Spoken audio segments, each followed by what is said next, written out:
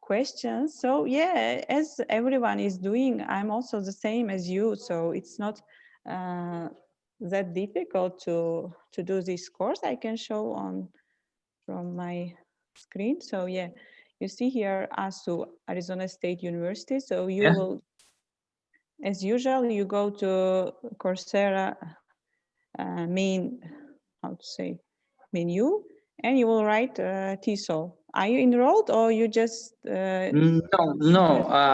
Today in the morning I just checked, and they told me you need to register, and there is a 1 week free trial. After that, you should pay like for 1 week, or for 1 month. It's $50.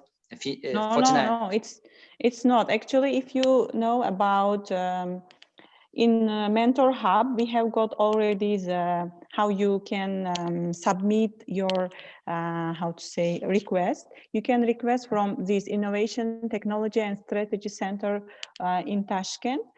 When you submit, yeah, they will see your submission, and then after 24 hours, they send you the link.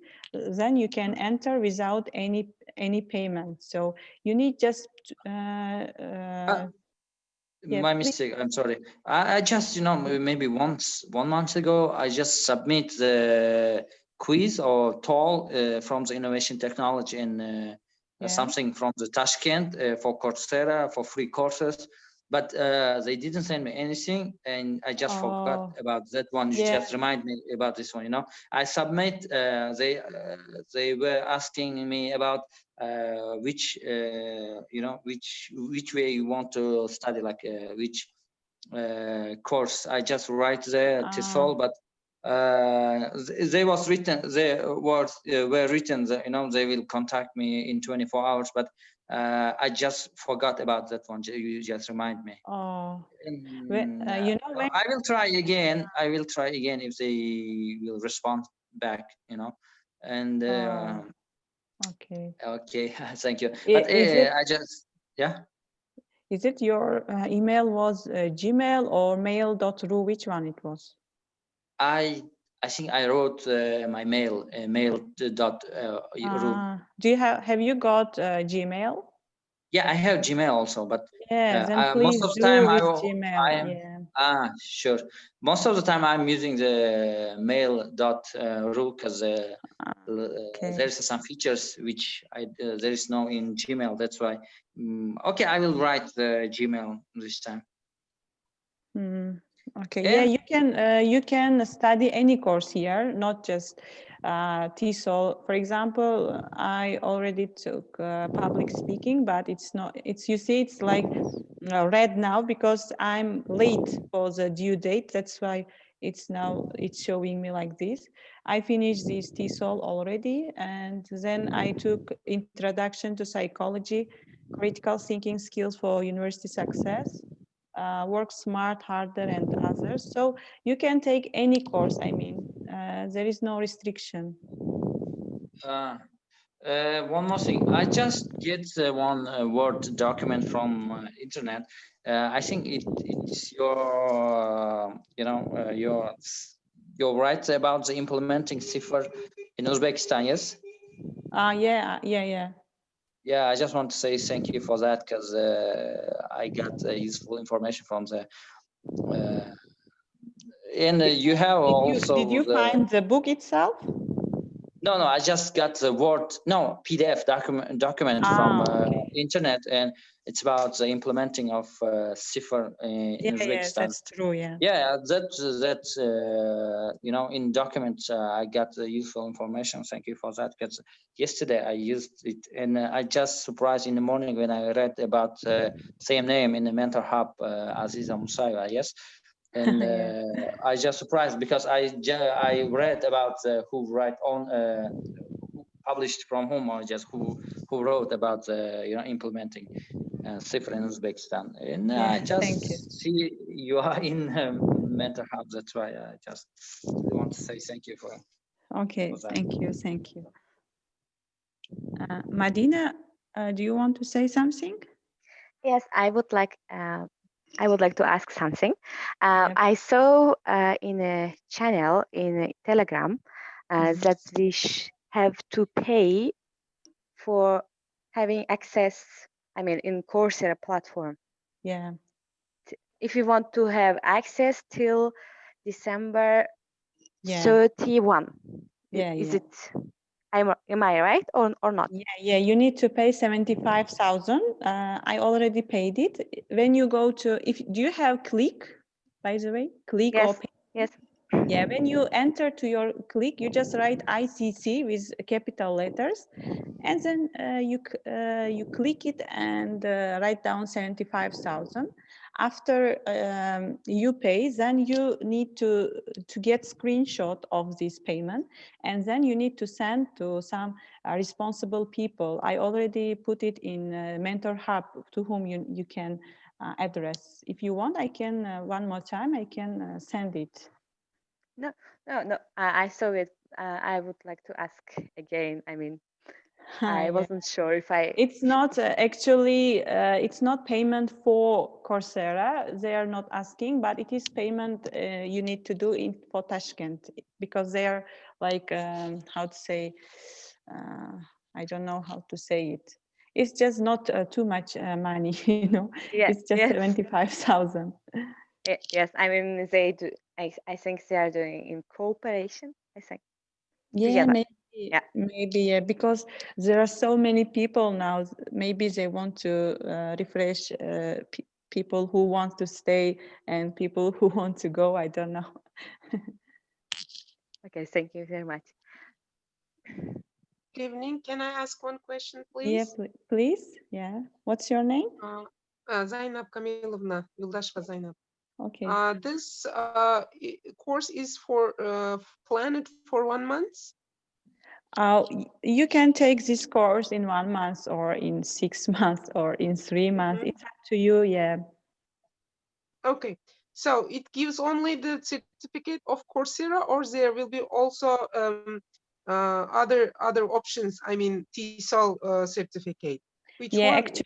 actually, you will get 8 certificates first of all from Coursera. You see here eight courses.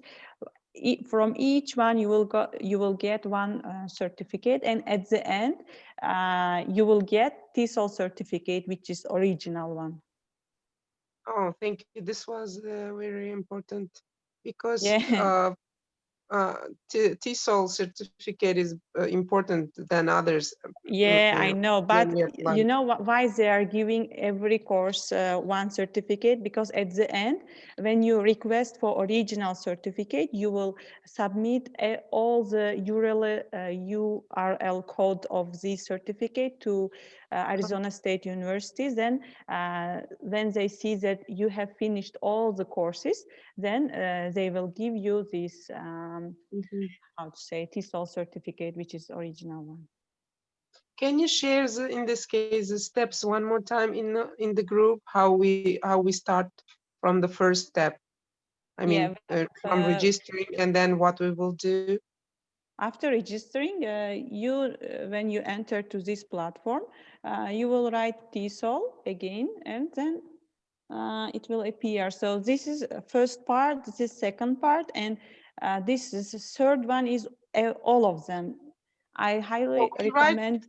Coursera, yes, we will write to the Google Coursera, right?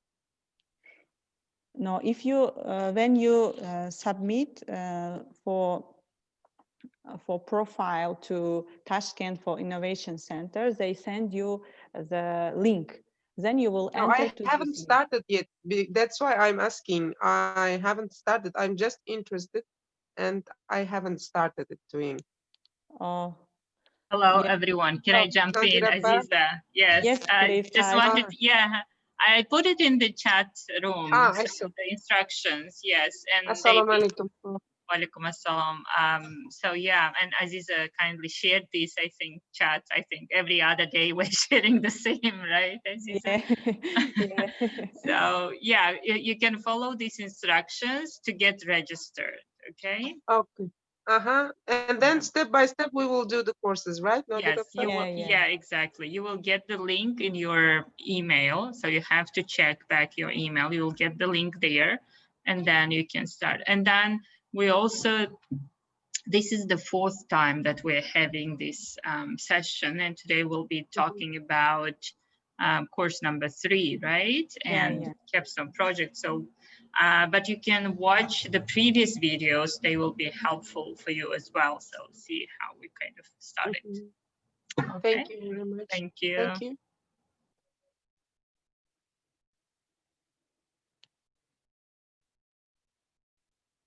So should we begin the presentation? Yes, please. Yes, thank you. Okay. So by the way, I want to share something first of all. Yesterday I got my original certificate. Actually today in the morning it came at last. So you see it's like the last one it is. Congratulations. Yeah, congratulations. Yay, way to go. Yeah. Well done. I was waiting. Yeah. Okay, so yeah, at the end you will get this one. If somebody is interested, you will get this one at the end. Yeah. Yeah, you see it's a 150 hours of instruction, right? So therefore it's kind of, you know, you were asking why they don't give certificates, right? For each course, they give, right? For each course, like, you know, imagine like when you enrolled in a master's degree, right? So you have different subjects, right? But they are not like, you have to cover all of them to get a diploma, right? The same like these. So you have to finish all these courses to get a diploma kind of in TESOL. Yeah. Great. Yeah. Congratulations. Okay. So yeah, today we'll continue with the 3rd one, lesson design and assessment. Last time we stopped at week 4. Yes, week 4 guided practice. So what is guided practice? First of all, what do you think, dear teachers and others?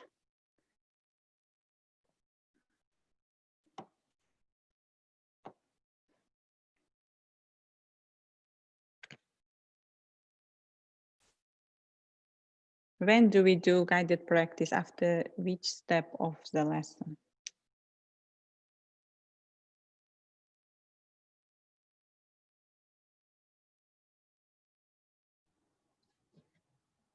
Well, okay. Can I answer that? Well, if you follow this PPP model, I guess, right? So presentation, practice, and production. So I guess that's what I mean. So that would be the 2nd stage, right? So, but, you know, there are different varieties of this PPP. So it might be in different parts of the lesson, I guess. Yeah. In every part, for example, sometimes you instruct and model, yes?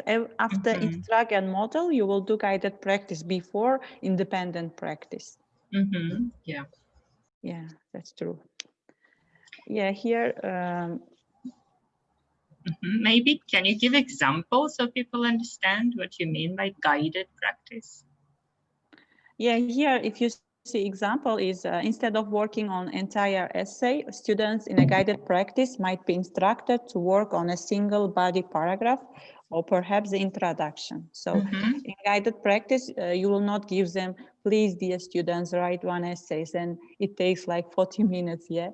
You just, after instructing how you write, for example, let's say introduction, then in guided practice, you can write down the topic and you can say, you can ask students, let's write down the introduction. But before this, you need to instruct how to write introduction.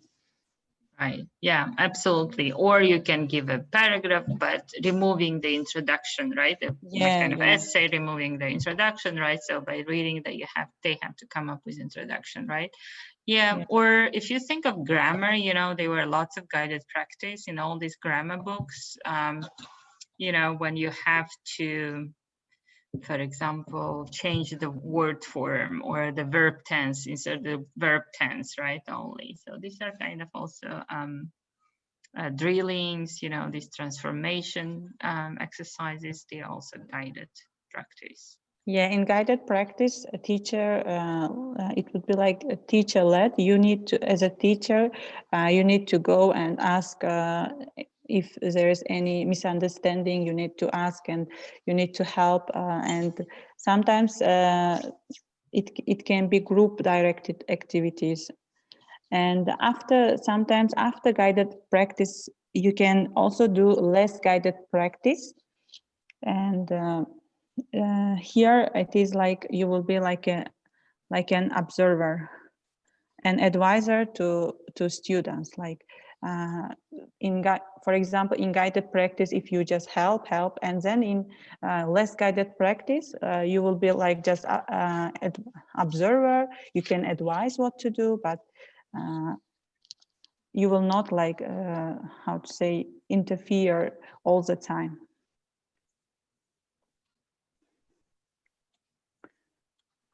Okay, so after guided practice, we have got independent practice. Independent practice also like it can be like, for example, essay, test, or speech. You can ask them to speak about, for example, if your lesson is about speaking about culture, yes, then you can ask them like 5-minute like preparation of speech. They can prepare speech and they can talk about what is culture. But you need to take into account that in independent practice, students should work first of all independently, then with their group. If you, for example, give them essay, they will write, and then you can ask them check each other's essay, read each other's essay, and then after this you can also ask some of them to read some parts, or I don't know. You can also check and give feedback. But you see here is written that sometimes teachers should think outside of traditional box to find something unusual, not just test or speech. And then, so instead of like, teachers should not sit, and teachers should always involve, walk around, circulating the class. And independent practice can be done outside of the classroom as well as home task. You can give as a home task what they can do. If time doesn't allow, you will give them this practice, like doing as homework. You can give some worksheets, or you can ask to produce some video recording at home using technology and others. So yeah, in fourth week, you will finish the fourth week with guided practice. You will write down guided practice and independent practice in your lesson plan, but you will just submit this guided practice and independent practice section. You will not submit all of them, because you will submit all of them at the end of this course. And in the fifth week, if you understand about independent and guided practice, we have got assessment. So assessment is, yes, it's very broad, I can say, topic.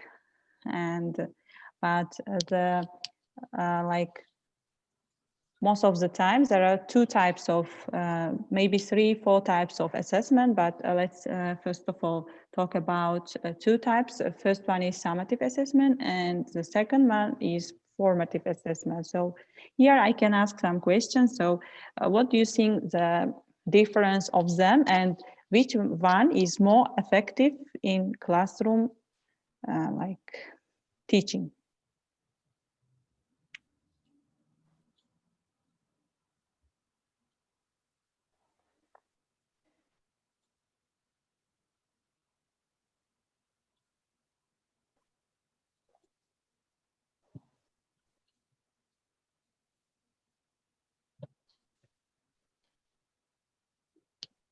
Everyone just wants to listen.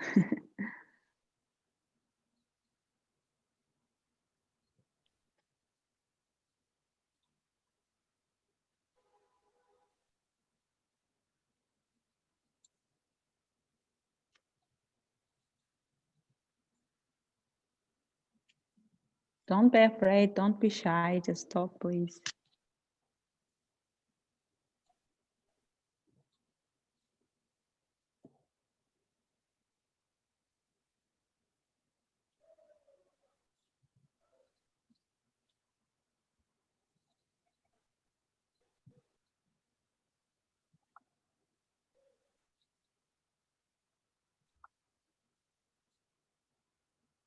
Okay, let me continue myself. Summative assessment, like it is assessment that you can take as a test, for example, but it will influence students' grade.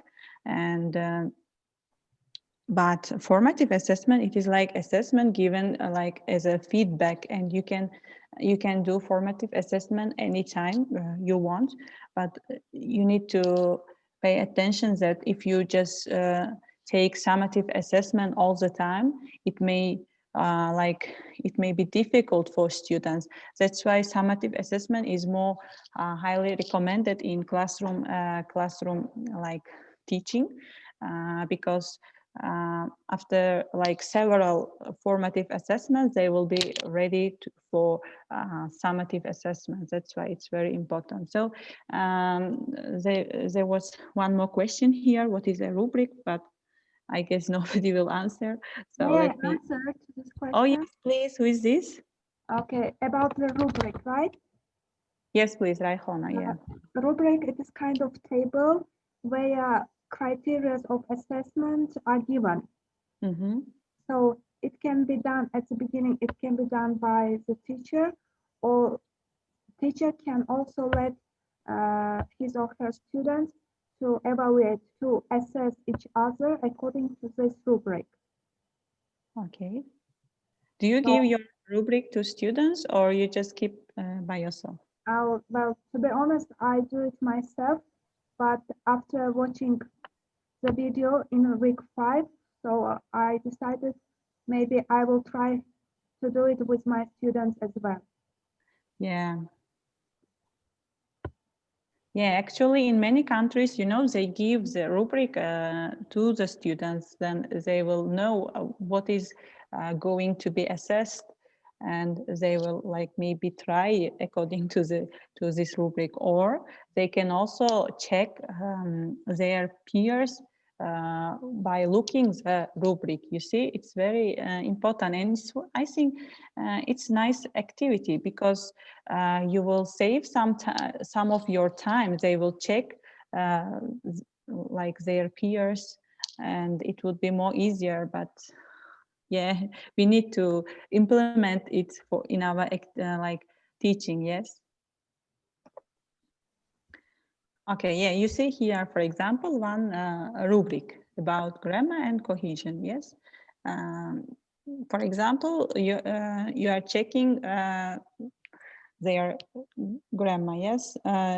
You can give this kind of rubric to students, and it's not that difficult. For example, no more than 2 grammar, spelling, or punctuation errors, no more than 4 errors combined, or cohesion ideas are clearly arranged in a logical order, and so on. Yeah, you can find so many rubrics from internet nowadays, even. And again, about assessment, any assessment is should be directly related to the lesson objective. Because imagine if you if you are teaching about article, but when you are assessing them, if you are like giving them assessment of what to say, like preposition, yes, it's like no, you cannot do this, because it should be directly related. So it should be about article again. So there are 2 kinds of learning that you can assess. First one is memory learning. It comes from memorization. Sometimes you have to use this technique. Some people say memorization is not that effective in language teaching, but it is effective, especially in when they are young, for example, in primary, and again in secondary education is also very important. Sometimes they learn some new vocabulary. Yes, it is very nice in this case. And the second one is knowledge learning. It is applying memorized information to achieve a specific goal. So in knowledge learning, it is more authentic. So it means knowledge learning is assessed through performance-based assessment. Performance-based assessment means writing, for example, essay, giving presentation. So knowledge learning means is a language that gives meaningful communication. So it means it should be meaningful. Like writing an essay is very meaningful, right? For example, but you can also do memory learning in this case. For example, let's say about essay. Before essay, you can give them some vocabulary about topic so that they can get prepared for knowledge learning, which is more authentic. And then performance-based assessment, as we said already, must be authentic, close to real-world situations, and also they should require a constructed response.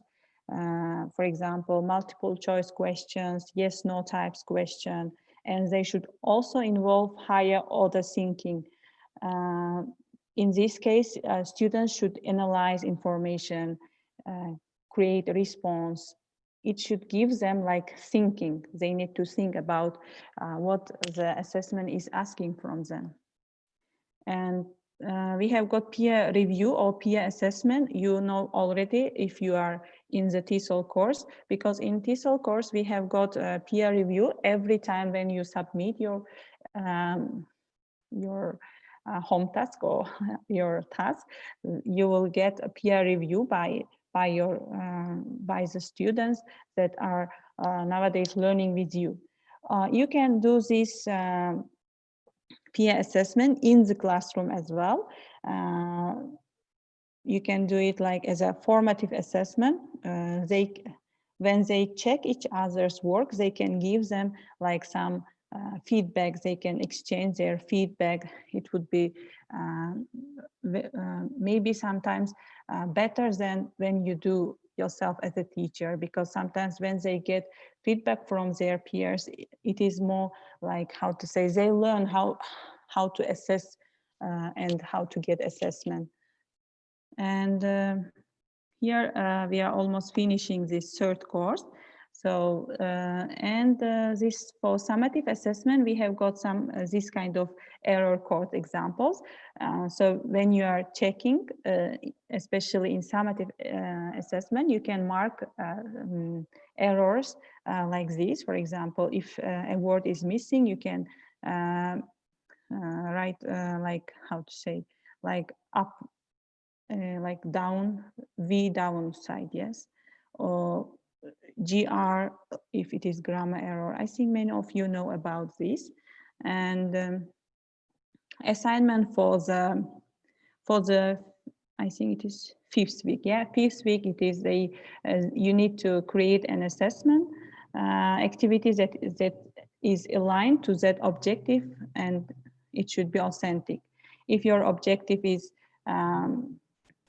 how to say, to gain, for example, learners should gain listening comprehension by listening, for example, TED Talk speech. Yes, if you gave them TED Talk speech, then you can write down as an assessment like students should talk for 1 up to 3 minutes in front of the students about the topic that you already discussed.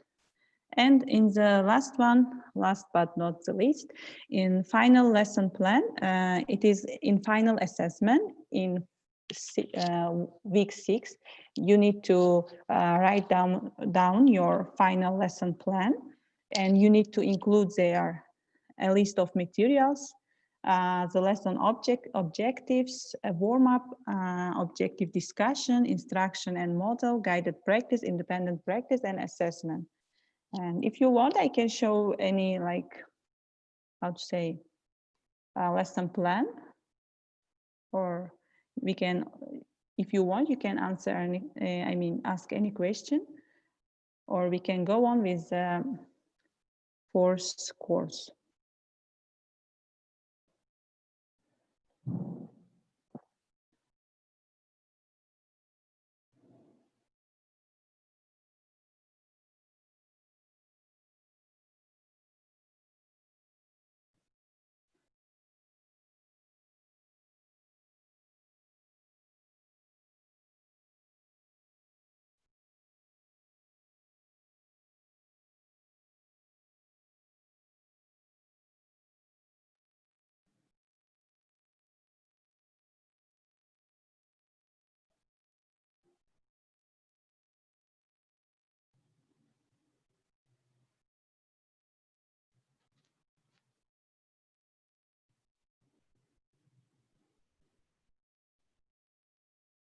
So any question, please? No?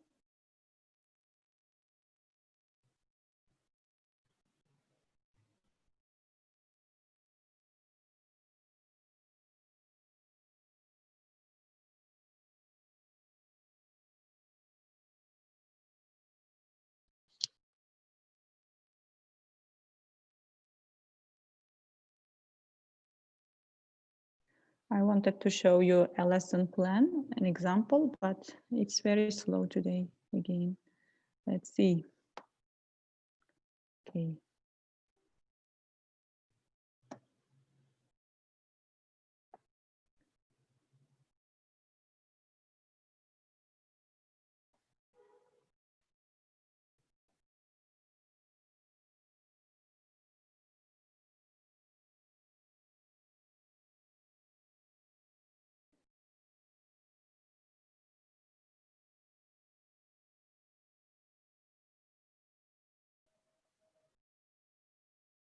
So yeah, to conclude, I can say that in course 3, you need to submit a lesson plan, but step by step. It means first day, for example, they ask you just lesson objectives, but they also ask you assessment, because they need to see whether your objective like match to the assessment. And then the second day, the second assignment, they ask you about writing warm up. So it means step by step, you will submit your assignments, and you will also finish just one full lesson plan. If you see this lesson plan, it can be both intermediate and advanced level. And you see here, he or she, I don't know, they covered the materials. They wrote about objectives and warm-up and objective discussion together. Then after this part, we have got instruct and model part. Here they are talking about a kind of essay, yeah.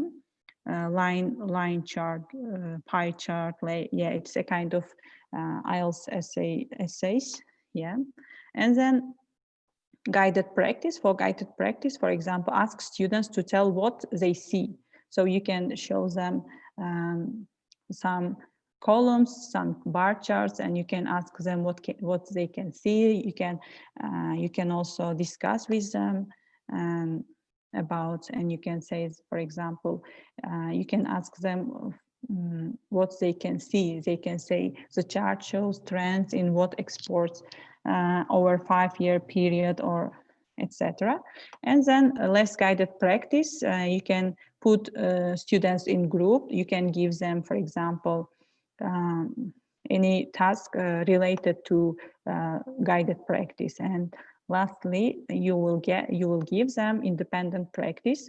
If you see here, you need tick whether it is for reading, writing, listening, speaking. Sometimes activities can be for all skills. Sometimes they can be for 2 skills. So you need to tick these as well. And lastly, you will give them assessment. You see here, their assessment is for reading and writing. So give each student a copy of the same chart, similar to the ones they looked in at class, and have students write a paragraph summarizing the information in the chart. So you can ask this assessment in the lesson if you have got time, or if you don't have time, you can ask them afterwards. You can ask them as a home task, so they can write. And if, for example, especially at universities nowadays, there is Moodle system, you can ask them to submit their assessment in the Moodle platform. So this is all that I want to say about third course. Again, if you have any question, you're more than welcome. Or if you don't, we can continue with the fourth course, which is Capstone Project 1.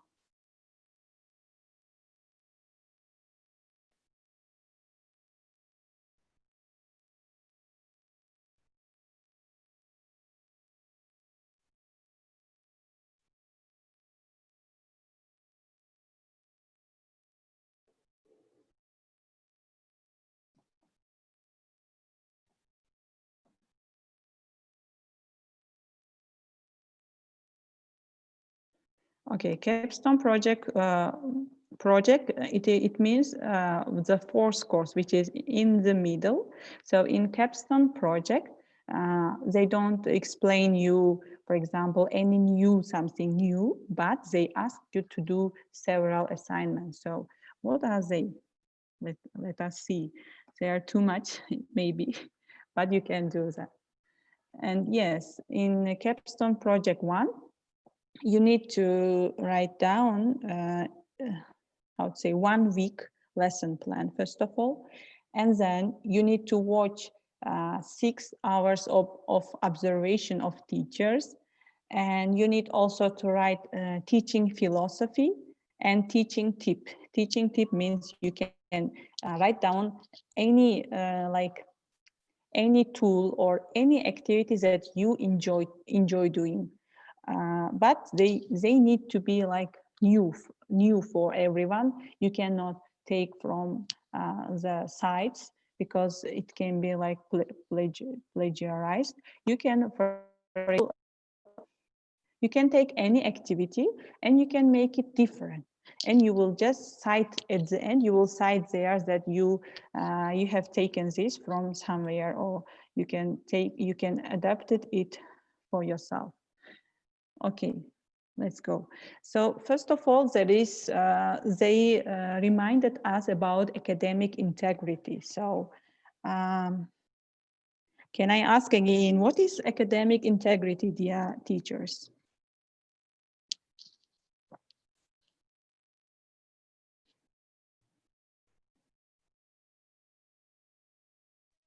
This is the integration, all the skills in an academic level. Okay. Any other ideas?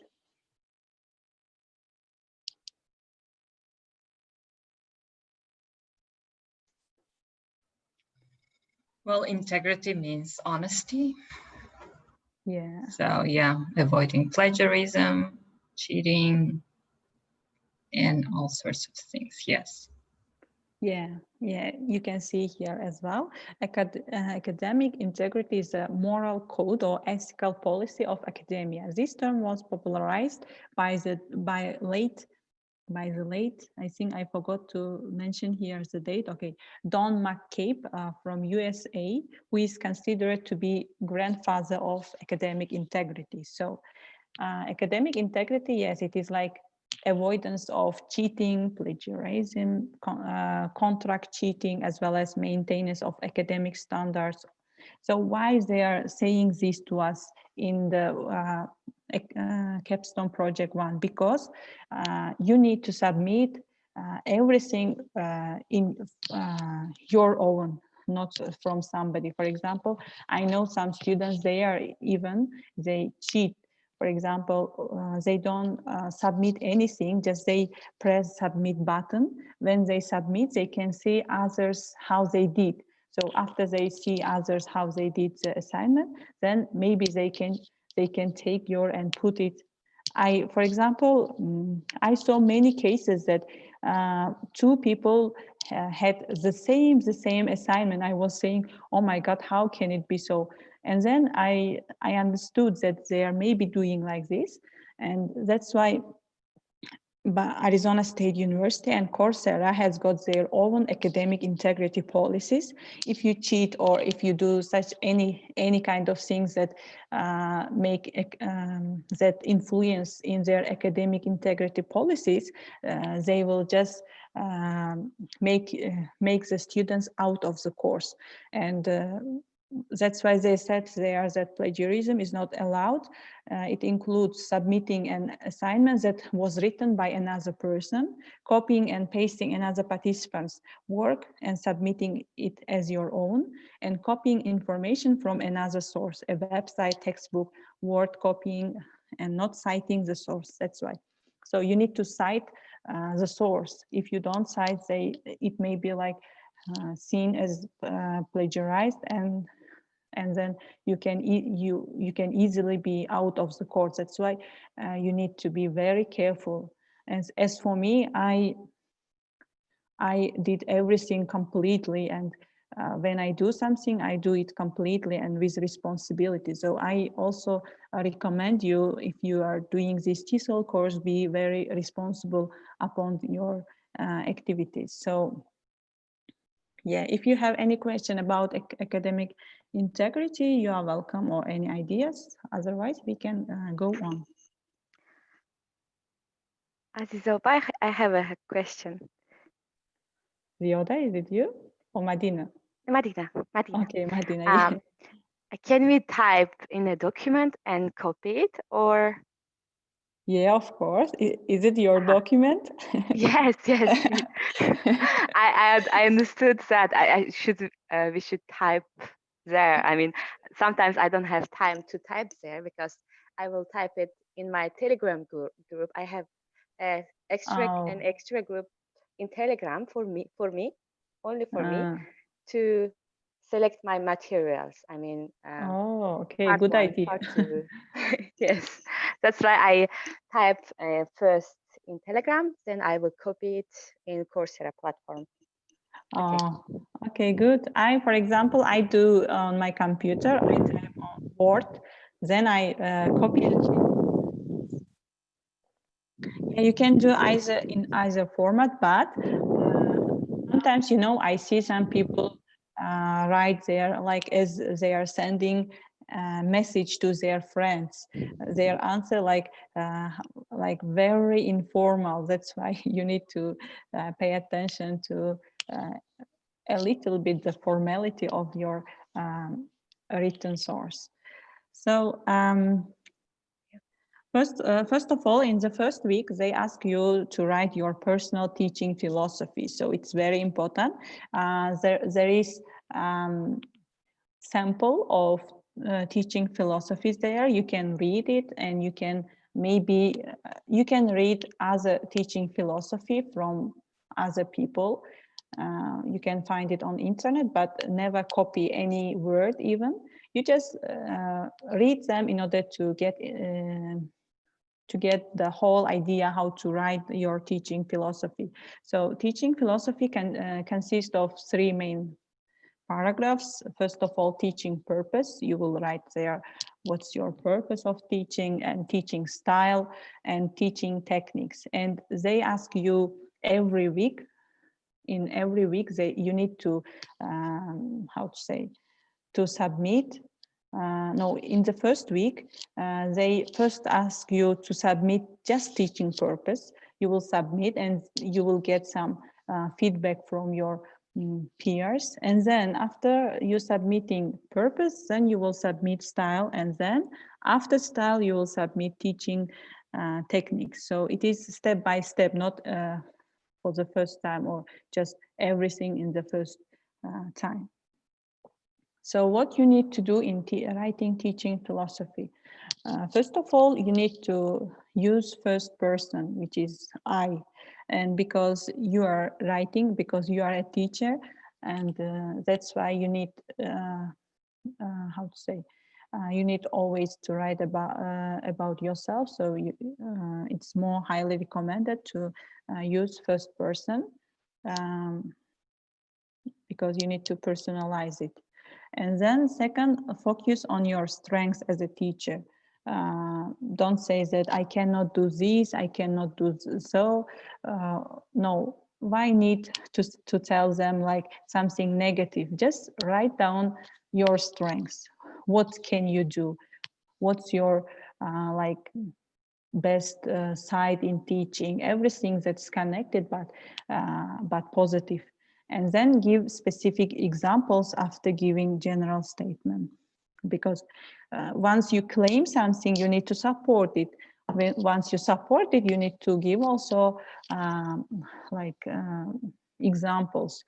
And by this, you can have very beautiful teaching philosophy. And you know, I also never wrote teaching philosophy. I spent some of my time for this, and I like polished it, and I made it very beautiful. I checked for grammar, for everything, and then I submitted. Yeah, it's very in my last 8 course, when experts reviewed my teaching philosophy, they said it's very appropriate and it's very nice, and I've got I think 8 or 10, I don't know, mark for this. So, and then you need to use positive language instead of, as I said before, instead of teacher shouldn't or I cannot do, this, that. Instead of writing negative things, write down positive something. And use active action verbs when you are writing. It would be more stronger. No need to write some very difficult like vocabulary. I think it should be like intermediate or upper intermediate. No need to write some technical words. It can be misunderstood by peers and by experts. And use correct spelling, grammar, mechanics, and word usage. I think you know about it. And please proofread each submission before you upload. Then, yeah.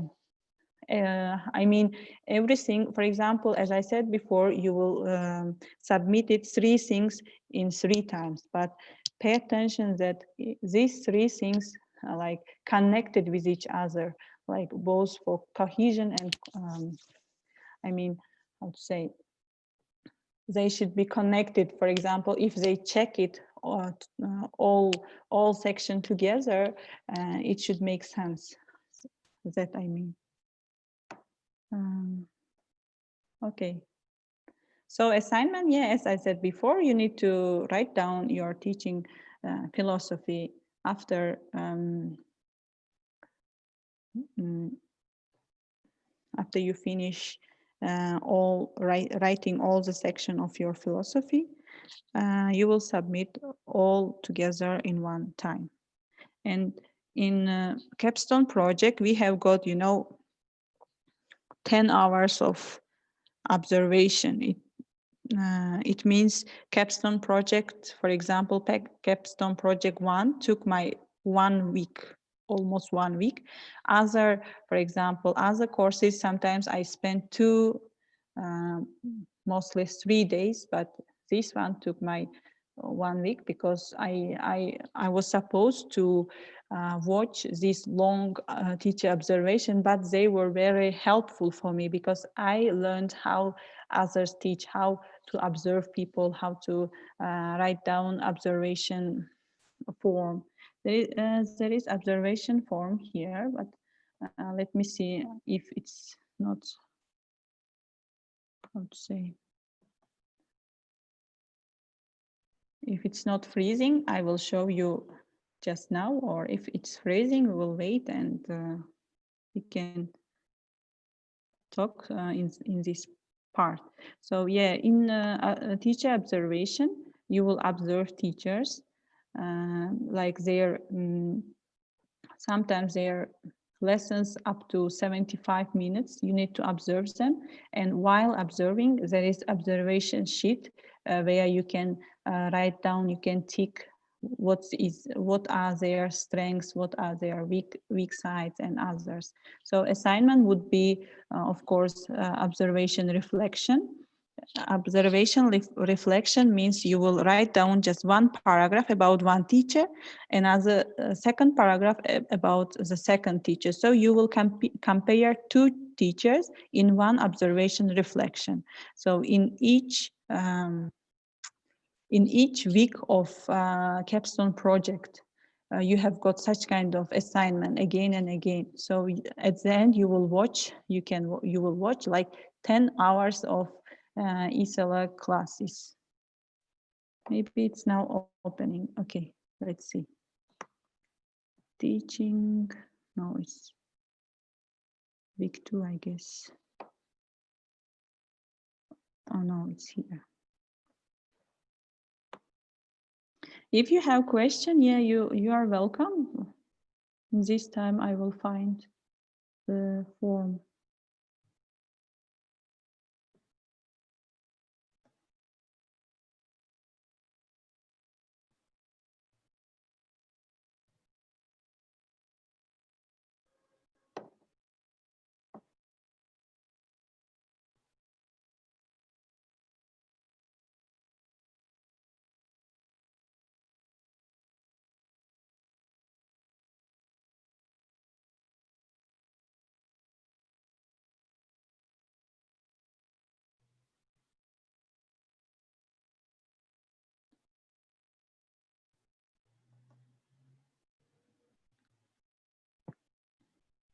If you have any, for example, teacher observation form, you can use your form. It's not like mandatory to use this exact form because you will not show what you have written in the form, but you will just write observation reflection with paragraph, not with sections that you will see in this word now.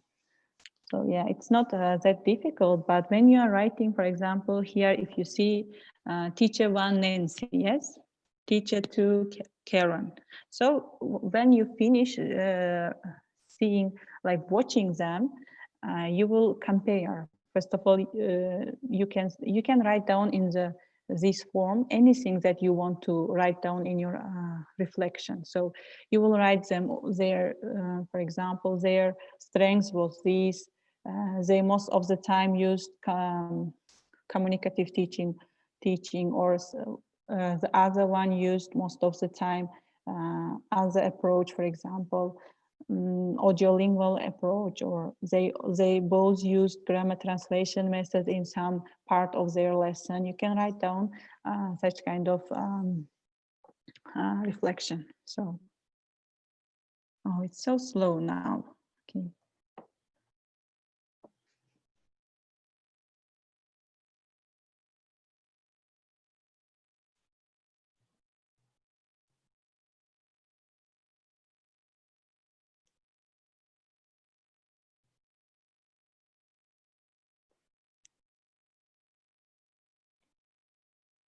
Oh, at last. So yeah, you see here teacher observation forms. They provide you with such kind of form. You can write down lesson in general. You can like put some marks. You can evaluate, assess them. You can say teacher followed the lesson plan, because in every lesson you have got their lesson plan. So you can also, for me, for example, I printed the lesson plan first of all. When I was watching lesson, real lesson, in front of me there were teacher observation summaries, this sheet, and second, I had a lesson plan, because I was watching, I was like analyzing them. Are they following the lesson plan? Or before watching, I analyzed the lesson plan itself. So you see here, it consists of like a lesson in general, lesson plan organization, punctuality, pace, teacher presentation, teacher and student interaction, student response, and other. It's just one one page. So you can evaluate it. You can write down class, subject, and level, program, date, semester, and observer. It's you. So then once you finish 2 teachers, it would be very easy to write a reflection. It's not that very difficult something. Okay, so week 2.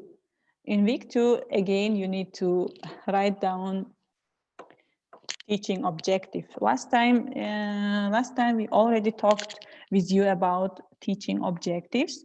So here, I would say step by step, you will again learn about how to write teaching, you will submit lesson plan, but again, step by step. You will not like submit all like 1 week lesson plan in one time, but you will do time after time. How? So first of all, you need to you need to find topics. First of all, topics are very important in this stage, because if you don't have topics and if they are not associated with each other, then it would be like very strange, very very odd. Why? Because if, for example, one of your lesson is about again, let's say about preposition, and another one is about something like very difficult, so it would be very difficult for everyone. That's why you need to keep in mind that teaching objectives should be very clear. And so tips for writing objectives, we already, last time we already said about it, but again, I will remind you. So when you are writing objectives, think about what students will do after completing each activities. And you need to create measurable activities. They should be very specific, clear, and something that teachers can observe and assess. And then teach objectives that matter. So it means your objective should be important aspect of learning a language, and they should be practical from real life situations.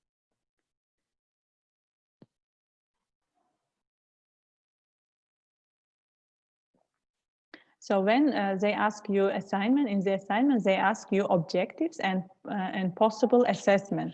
You will write down one big objective and one big assessment for 1 week. So you will not write down here all the objectives of 1 week. No, you just write one objective, 1 or 2, and one assessment, which assess whole week's topics. For example, think of theme of family, money, friendship, travel. It's just some ideas. You can use the same theme from course 3. If you remember, you already did one full lesson in course 3. So you can take it, you can continue it with lesson 3, lesson 2, 3, 4, 5, yes? Or you can find 4 lessons, because on the 5th day you will just do assessment, summative assessment. So 4 new topics maybe. And after writing lesson objectives, suggest 1 or 2 meaningful methods of assessing these objectives. So you see, you will just need to write full week's objectives and possible assessment. Again, creating warm-up activities. We already said this last week again. Let me remind you. So your warm-ups activities should stimulate recall of prior learning and introduce new ideas and connect these ideas to prior learning. And assignment here, as I said before, it is you will write here objectives, and you will write here assessment. So be sure you are very clear, you have got clear content. Write all aspects of warm-up, including vocabulary, materials, time spent, and easy to understand language. So here, after you submit your objective and assessment for 1 week, they ask you your warm-up. So you will write there your warm-up, and then you need also to submit your warm-up in the warm-up activity section. No need to submit Word version, as we saw already, like a Word version of lesson plan. No need to submit them. You just write down your assignment, your objectives, your warm-ups, everything on Word format, and you just copy and paste in that section. So it means no need to submit the real like lesson plan itself.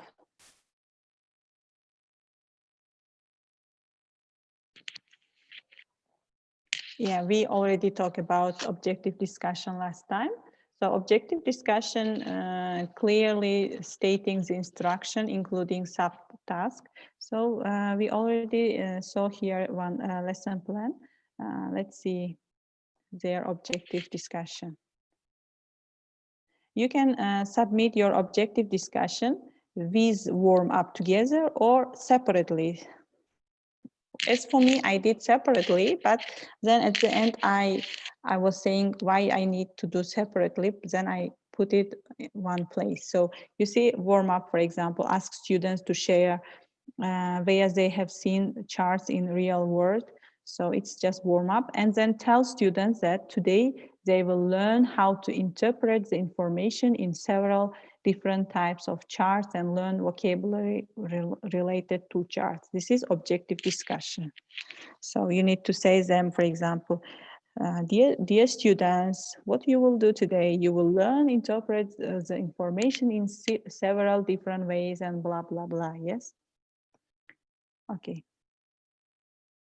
Yeah, you need to check for understanding. You need to ask, do you understand? And is it clear? And discussing the importance of objectives. You can say that it's very important to learn such kind of charts, because sometimes you have to write such kind of essays in some test or in any time of your life when you are doing your studies at universities. Yes, establishing specifics means you need to also say that at the end of the lesson you will do this, you will do that. Yes, it's very important. So in the assignment they ask you objective discussion. So you will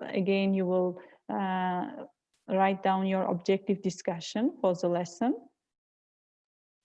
but you need to save it for later, because in capstone project, I mean in this project, at the end they ask you the full lesson plan. That's why you need to save them.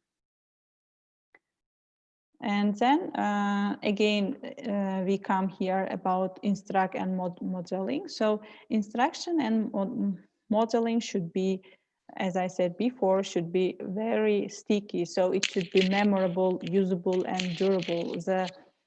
For example, once you are explaining new lesson to them, pay attention that your presentation, your instruction are very sticky. So how you do it, you will use teacher talk very effectively. You use warm language, and you need to keep things conversational. It means no need to lecture all the time. You need to ask them some comprehension question from students. Have they understood everything? And you need to ask them, for example, give any example for the things that I have already explained to you, because when you make this conversational, when they involve in the instruction time, then how to say, your instruction will be very memorable. So when they are checking your lesson plan, for example, they need to see that are you using teacher talk? So that's why pay attention that when you are writing instruct model part of the lesson plan, write down there, ask students comprehension questions, ask students this, ask students that, because they will pay attention to this as well. And assignment here, instruct in model, they ask you to write down instruct and model part of your lesson. Imagine if you have a lesson topic about travel, you will just submit this part, not all the parts, as I said before. So again, you will do teacher observation here, teacher observation, as I said before, 10 hours of ESOL classes. So you will, you need to watch again 2 teachers, but this time different teachers and different topics. So you will again tick this teacher observation summary, and you will also write down your teacher observation reflection. So you will again compare and contrast 2 teachers, their styles, their similarities, their differences, and their approach, and as well as their techniques. So in week 3, they ask you create guided practice activities. So in guided practice activities, like we already said, guided practice activity, it's like teacher-led and can be done through questions and answer session. Teacher can start a sentence, students can finish them, you see. Instead of, for example, you see here example number 2, a teacher might encourage students working on irregular verbs to focus their attention on only a few irregular verbs, and later on go on to another set of verbs. So you see, it's like guided practice. Less guided practice, it can be group directed. You can ask you can divide them into groups. You can ask them what they can do or what they should do, and you will be observer in this time.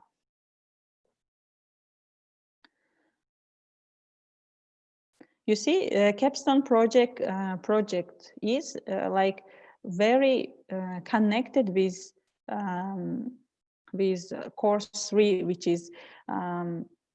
which was lesson plan and lesson design. Yes, it is very connected. If once you learned everything from course 3, then it would be very easy for you. Once you did just one lesson plan, then you can do another, like second one, third one, fourth one, and others. So again, in guided practice, you need to have clear content, easy to understand language, and it should be engaging activities. So there again, they ask you to submit just one section, which is guided practice section of the lesson plan.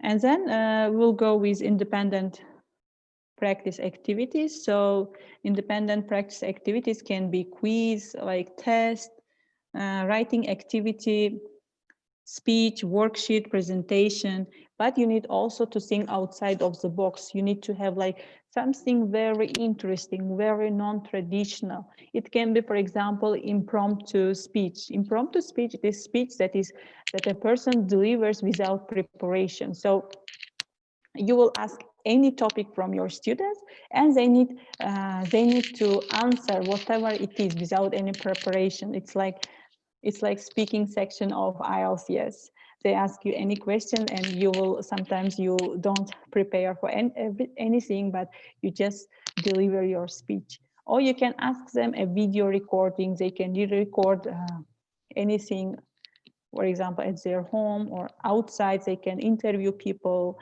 or you can ask them to do dialogue or skit or skirt, I don't know. It's a short, humorous performance or piece of writing, according to definition of Oxford. So independent practice. Independent practice is, we said already, it's again, it should have very clear content, easy to understand, and it should have engaging activities. So again, you will here, you will submit one section of your lesson plan.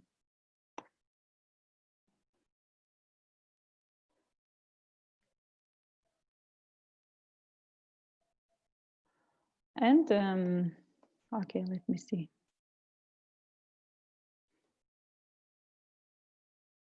So once you finish doing everything like independent practice, guided practice, instruct and model, warm up, objective discussion, lesson objective, yes, you have written everything. And what left is assessment. Again, you can, I recommend you to do assessment for every day. Do formative assessment, but at the end, when, for example, day 5, you need to do summative assessment. Summative assessment can be like quiz or presentation, yes. You see here, they are saying be summative, assess knowledge, be authentic.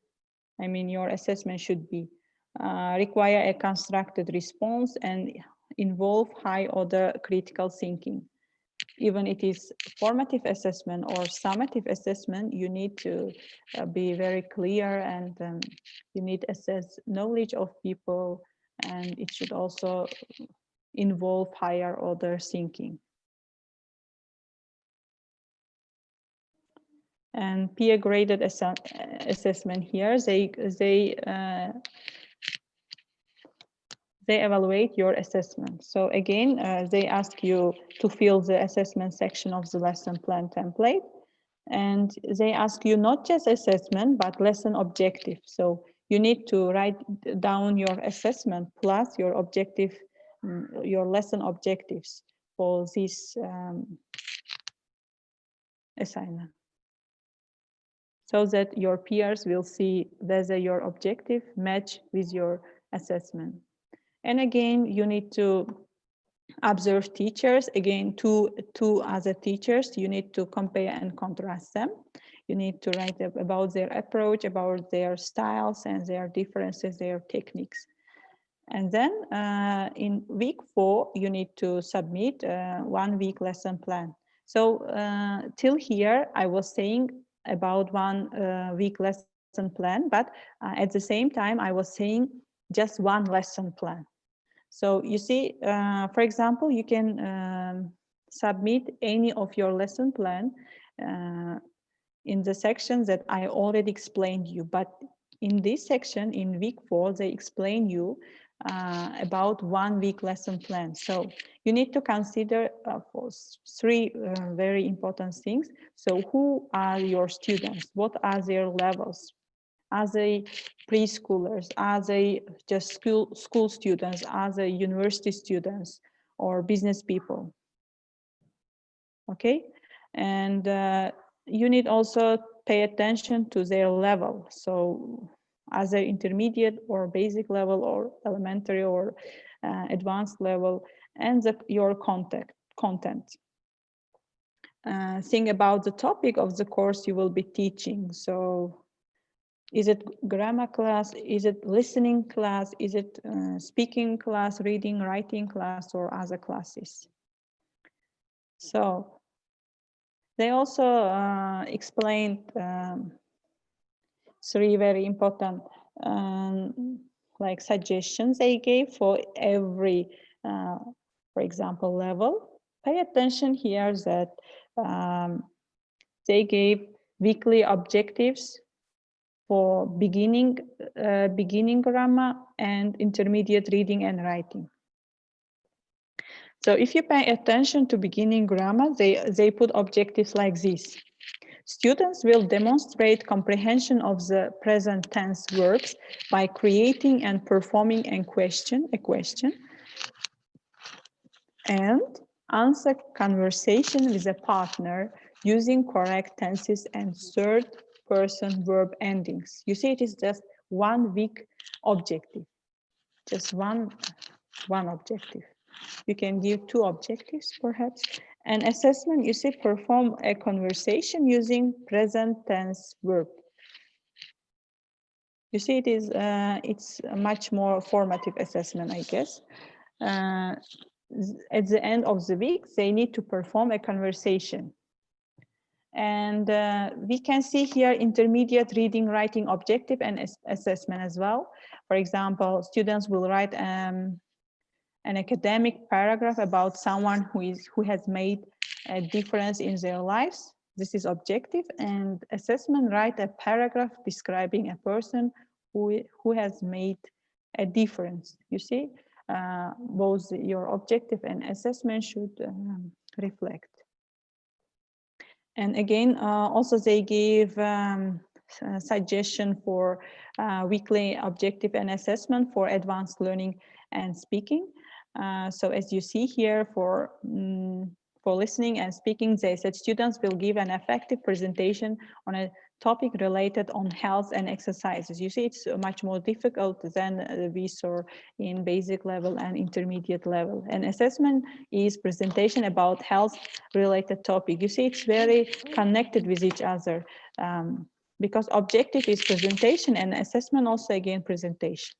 Our second objective and assessment we can see here. Students will demonstrate comprehension of our talk about preventing heart disease by answering critical thinking question. And then test with question based on listening selection.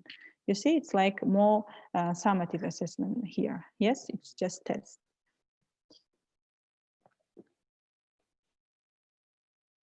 So, okay, now let's see. We have already talked about weekly objective and assessment, but let's see about possible topics for each day.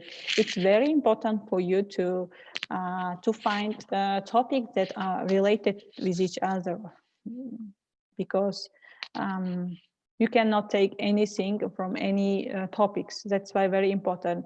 If you analyze here, the person gave 5-day lesson plan, lesson topics. Yes, for example, first day, simple present and present progressive. And then second day, you will talk about adverbs of frequency. And third day, final as, spelling the final as, es, non-action verb. And fourth day, question and answer with present tense. And fifth day, it's just final assessment. Pay attention that in the fifth day, you will not write down any like lesson plan, but you can write down final assessment, what they need to do.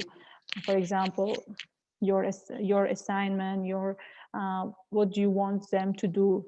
For example, maybe it's in front of students, they need to present some topics by themselves, or maybe they need to do some dialogues together or speaking. Yeah, you can ask them anything like this. So if we look here at intermediate reading and writing, so weekly objective, we already talked about academic paragraph. Yes, writing academic paragraph, and assessment here, write a paragraph. So possible topics can be first day is, for example, first day can be paragraph analysis, read about paragraph about well-known person who has made a difference and discuss. And second day you can ask them, or you can do a lesson plan about capitalization. So it's very important in writing, right? And then the third day you can make lesson plan for sentence structure. Fourth day in class, pre-writing, writing peer review, and last day it is final assessment again. At the end of my presentation, I will show you one such kind of 1 week lesson plan if you want. Yeah, after explaining. Okay, so let's see. Yeah, we are almost there, but today I had very long presentation. That's why I'm a bit faster, because it is just like explanation. You can understand these explanations there as well, but this course, we are doing this study course to like talk with each other, to like explain and to like discuss, yeah. But most of us are like, we like listening. That's why I'm just speaking now. So you see, advanced listening and speaking, they gave one more like example there. Weekly objective can be students will give an effective presentation. I said already, yeah, about it. Let's see, second one. Critical thinking question, test with question based. Okay. Possible topics for each day. For example, day 1, topic intro and vocabulary. Day 2, listening skills. Day 3, grammar. Day 4, presentation organization and creation. And day 5, final assessment. So when you are writing your 1-week lesson plan, you will not write all your lesson plan like how to say fully, but you will write not fully, but how to say shortly. But they ask you one lesson plan which is full as well. This is very important to know. Okay, now we come to Teacher Toolbox. I already explained you about it. Teacher Toolbox is a simple collection of handouts, practical tips, list of website and other information that might be useful for creation of lesson plans. So for me, for example, I created one activity which was connected with requesting, with pragmatics. So they have to do role play. Or they had, I mean, I gave role play activity from which students should see role play and should demonstrate it in front of the classroom. So yeah, you need to, actually you will see there, because they have got one example, you will see there what do they mean by Teacher Toolbox. But it is like, as I say, it is just one activity which can be original, that nobody saw before. It's just yours, yeah, or which can be adapted. It means you will not copy and paste, you will adapt it. For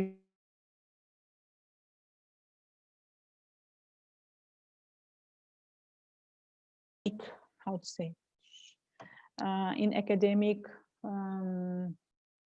newspaper, no, in academic journal, and I saw there in one academic journal, but it was different. Then I adapted it. I made it different.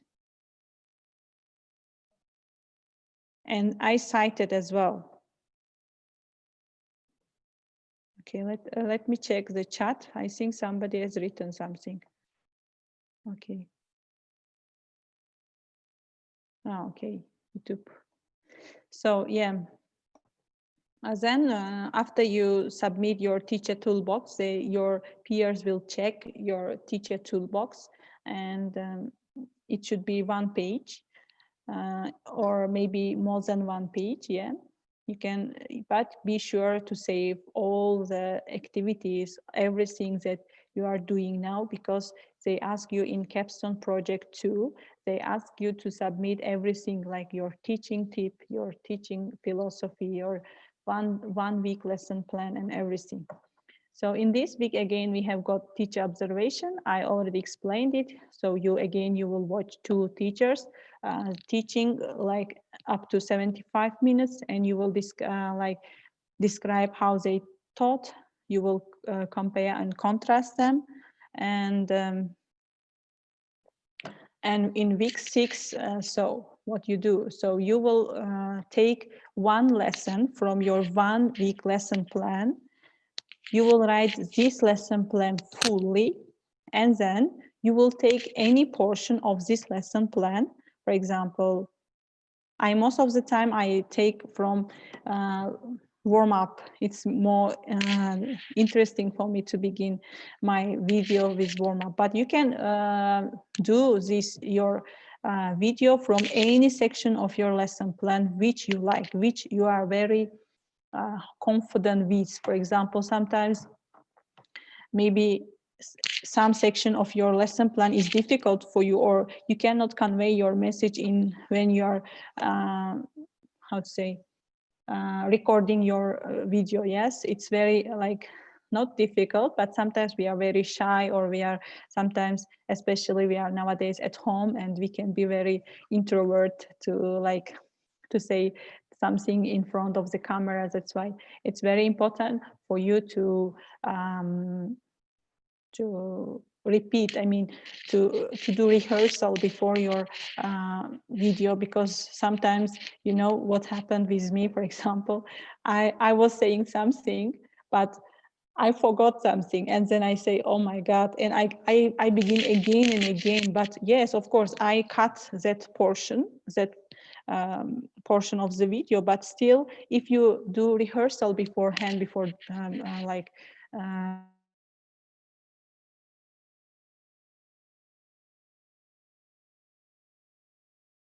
and it may be very difficult for you as well, both like how to say, psychologically, it's also very like morally, it's also like making you more, putting on you more pressure. So it is a very good time to show yourself, to show what kind of teacher you are. So you use your body language, you use your eye contact, look at camera. You don't need to have students. If you can have, but in this time we cannot have, yeah, sometimes in some situations. So you don't need, because they will check you, not, they don't check your students, they don't check anything, but pay attention that you need not just talking, but for example, I can show my video. So I use there like as if I'm with my students, as if they are here and I was talking with them. I was giving them like questions, and then I was like having some pauses as if they are answering me. But it was like everything was like illusion. I mean, everything was like, how to say, not happening, but happening at the same time. So tips can be here: practice, practice, practice. Smile while you are teaching. Smile is very important because it gives more, how to say, warm language. Yeah. And so if you are teaching nowadays with to students, feel free to record your own class. You can record yourself at home without students, as I said already. And be sure the video and audio are clear and easy to understand, because you need to pay attention the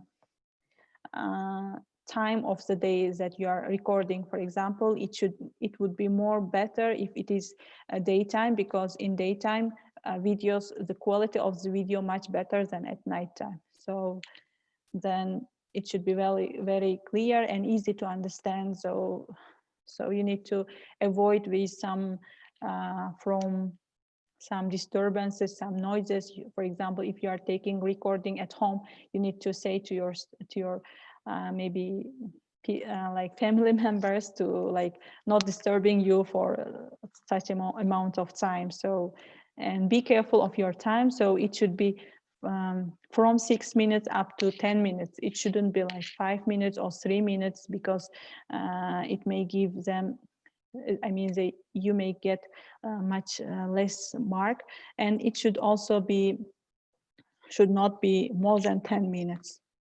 Okay, now I wanted to show you so 1 week lesson plan. So let me show.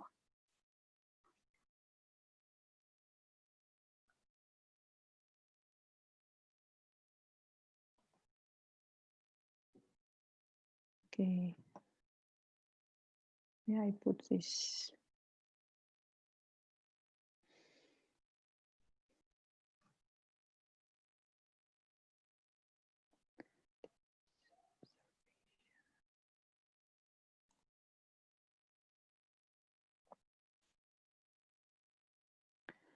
Okay, I had one example from my peer, but I don't know where I put. So let me show my one. Okay, so.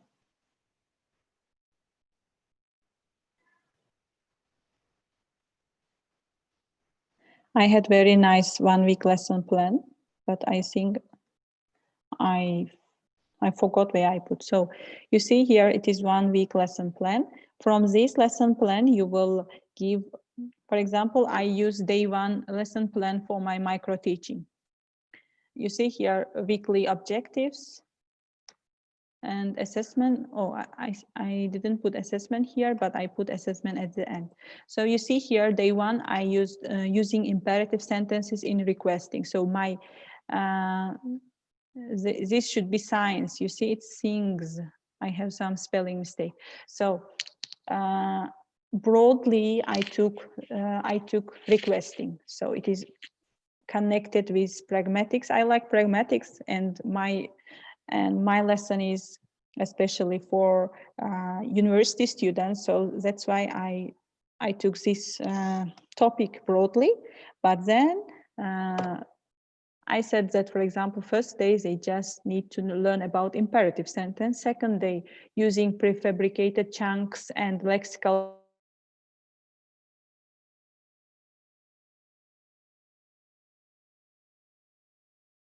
using request features, perspectives, here-oriented, speaker-oriented. You see, it's much more technical, but for me, it was not difficult as I liked these themes. So fourth day, using request strategies in speech. So it was about lesson strategy. So final day, there was assessment.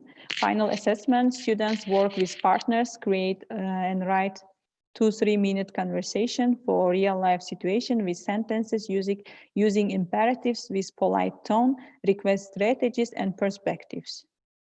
So you see, if in the 5th day, you don't need to write your lesson plan. And your lesson plan in 1 week lesson plan, it should not be very like fully, but it should be short. I tried to be short, but it's not short anyway. But okay, yeah, it was like, anyways, 3 pages. And here I wrote my, I cited the websites or worksheets that I used for my lesson plan. So you see, you will be very, how to say, very short here, but they ask you 1 lesson plan.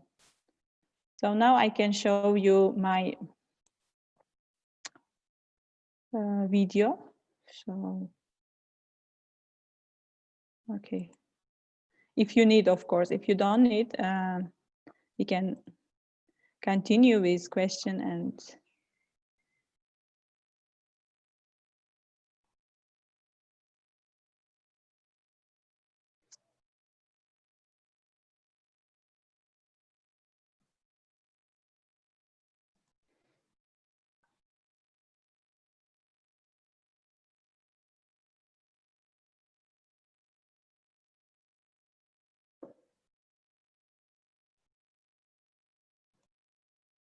you see, I took many lessons.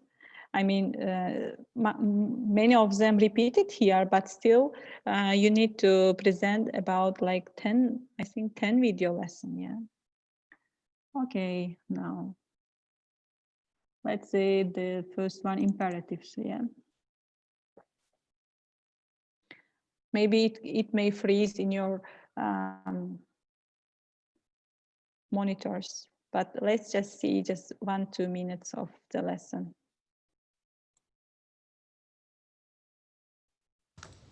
Oh, it is not the last version, because in last version, I, for example, what do you think it is? You have to guess today's lesson looking at these pictures. So, for example, first one, what does it mean? What does it mean? What does it mean? Yeah, it is don't smoke the cigarette. The door, wash your hands, sit down. We will talk about imperative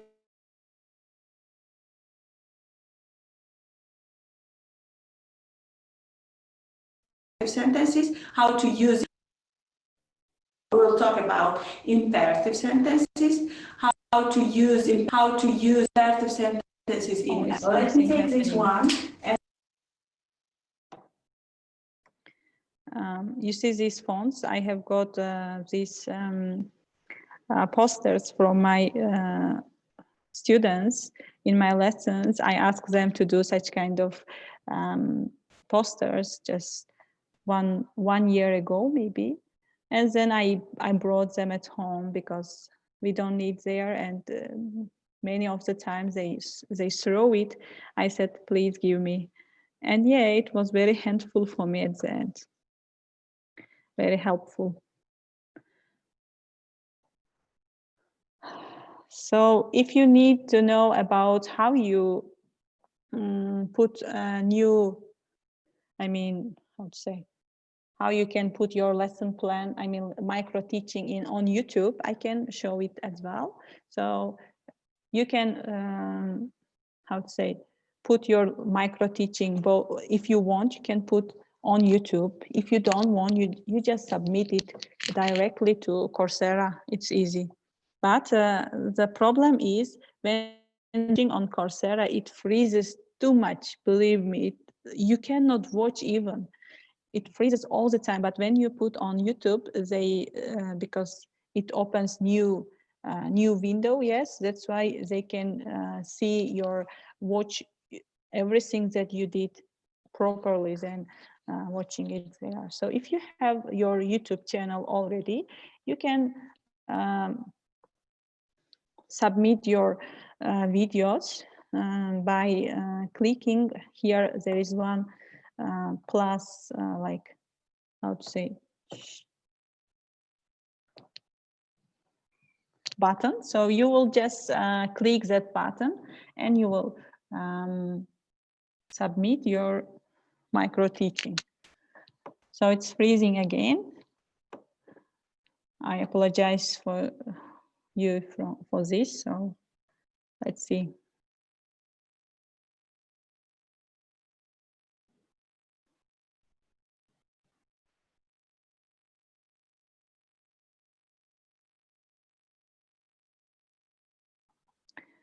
So you see here this plus section. So you will press this create section, yeah, and upload videos.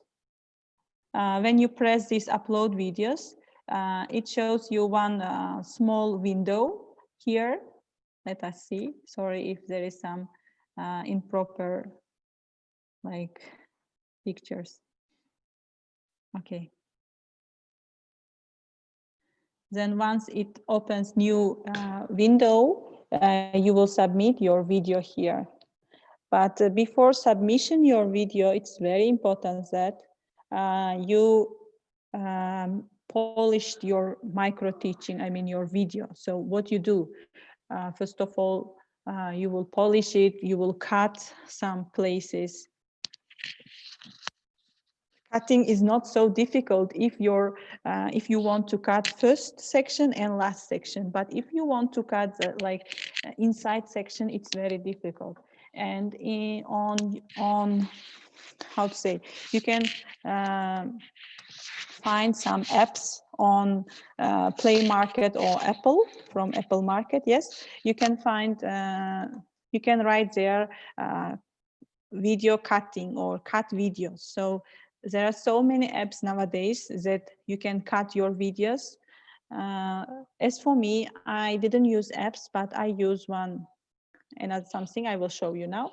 So once you see here, select file. So you press this section and you select the video that you want to upload here. And then you can do other small things. So I'm not going to put anything here now, but if you need to know about it, you can check from YouTube. There are so many YouTube tutorials about how you put your videos. Okay.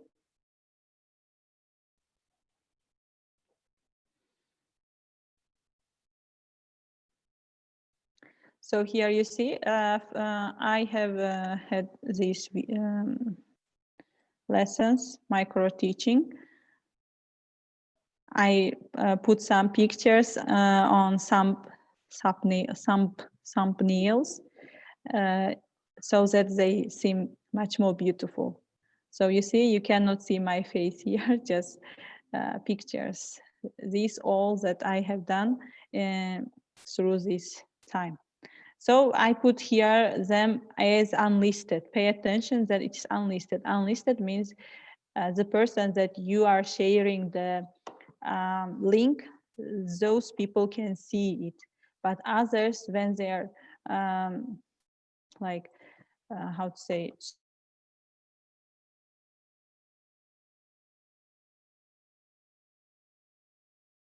but if you put them public, everyone can see as public.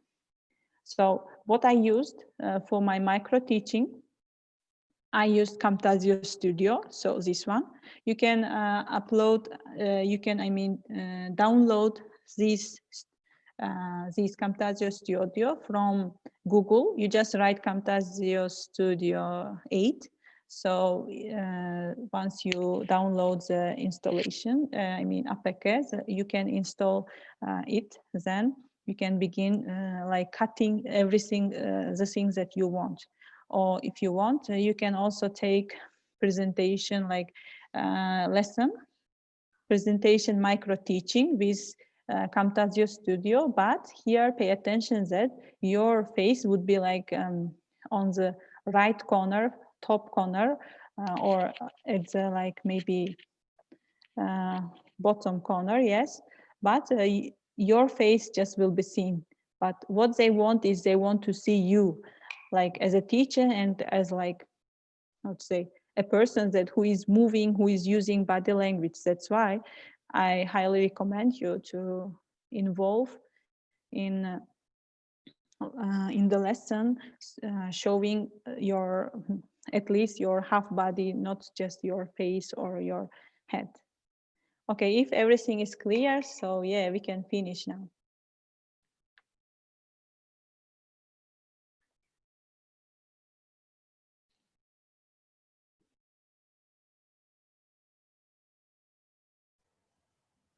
Well, thank you very much, Aziza. Oh, okay, thank you for staying. Yeah, thank you for your participation. For additional questions, Yeah.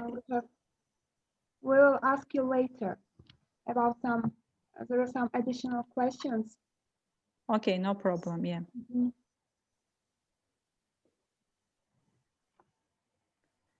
Okay, yeah, thank you very much. Thank you for everyone. See you. Bye-bye. Bye.